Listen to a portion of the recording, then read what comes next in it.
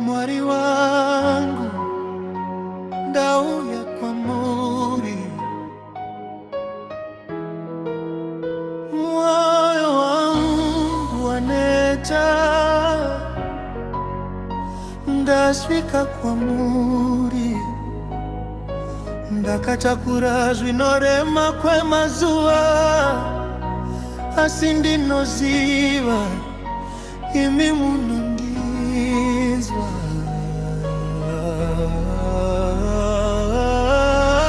Nyamo dzangu dzawanda Mwari wangu, misodzi yangu yavasha Mwari yangu.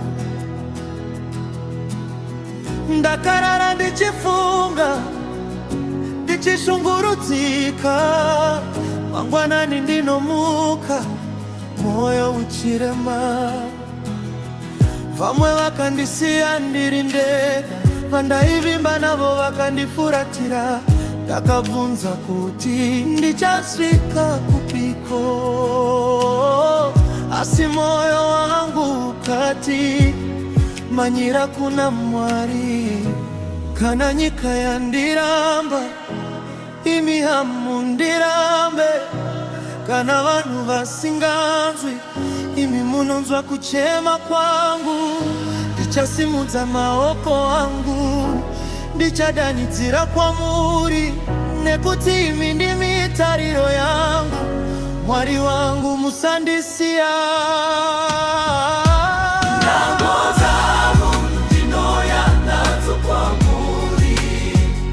Misodzi yangu ndinodura pamberi penyu. Mwari wangu ndinovimba nemi, kana ndashaya tariro, ndinomhanyira kwamuri. Mwari wangu ndinzwireiwo tsitsi. Mwari wangu inzwa kuchema kwangu, handina mumwe wandinovimba naye. Imimega Mwari wangu.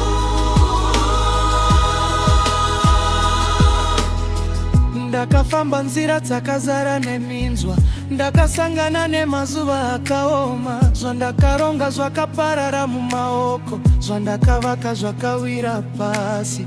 Ndakanyemwerera pamberi pevanhu, asi mumwoyo maiva nemarwadzo. Ndaiti ndakasimba, asi ndainge ndapera.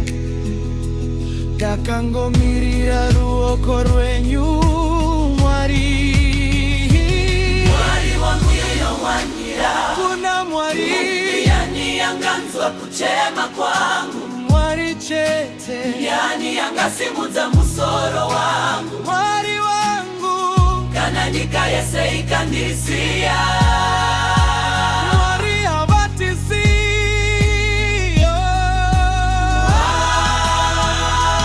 Nyamo dzangu ndinoya nadzo kwamuri, misodzi yangu inodurura pamberi penyu.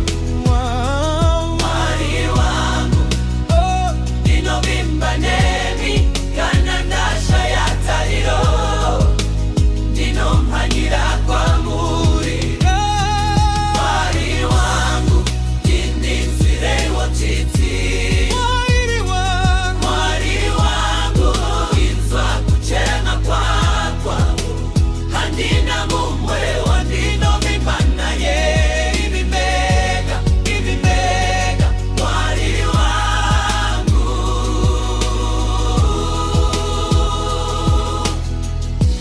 Ndakachema usiku, ndakachema mangwanani, nakati Mwari ndirangarire. Ndakasimudza maoko, ndakasimudza mazwi, nakati Baba ndibatsire. Kunyangwe misodzi chiyerera, kunyangwe moyo wangu chirwadza, handizorasi tariro, nekuti imi muripo. Muri pano, muri pano. Mwari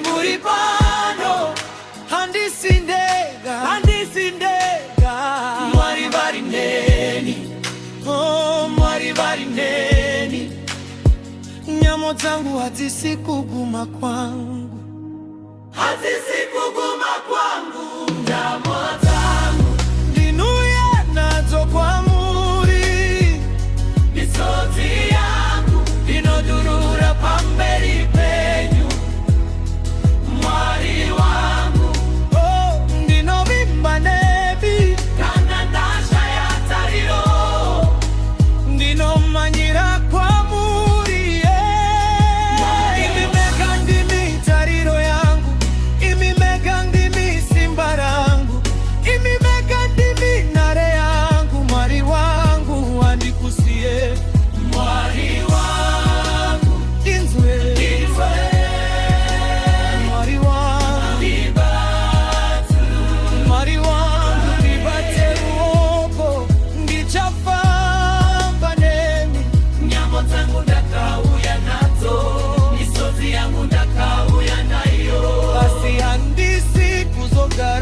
chichema nekuti mwari wangu mwaripo